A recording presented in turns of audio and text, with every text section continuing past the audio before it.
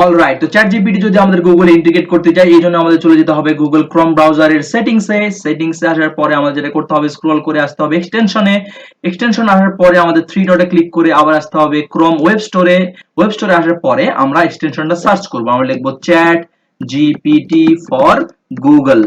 ওকে, এটা লেখার পরে দেখো আমাদের এই এক্সটেনশনটা সার্চ হওয়ার পরে আমাদের এক্সটেনশনটা দেখো, প্রথম এই যে এক্সটেনশনটা এটাতে আমরা ক্লিক করে দিব, ক্লিক করার পর লিখবো অ্যাড টু ক্রোম দেওয়ার পরে আমরা বলবো অ্যাড এক্সটেনশন দেওয়ার পরে দেখবা একটু ডাউনলোড হয়ে নিবে ব্যাপারটা, ঠিক আছে। তো ডাউনলোড শেষে আমাদেরকে কি করবে, এই এক্সটেনশনের একটা পেজে নিয়ে চলে যাবে।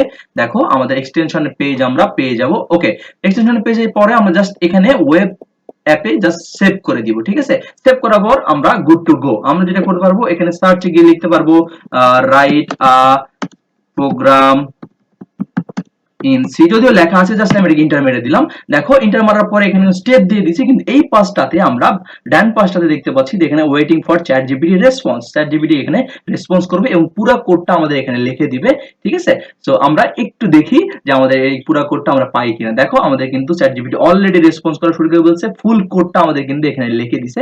সো এইভাবে কিন্তু তোমরা ChatGPT-টা খুব সহজে ইন্টিগ্রেট করতে পারবে তোমাদের ক্রোম ব্রাউজারে, এবং এখান থেকে তুমি কোড হোক আর যেটাই হোক কপি করে সেটাকে তোমার এডিটরে নিয়ে গিয়ে পেস্ট করে কাজ করতে পারবে, ঠিক আছে। সো এই ভিডিওটা ভালো লাগে অবশ্যই লাইকটা দিয়ে দিও। Thank you.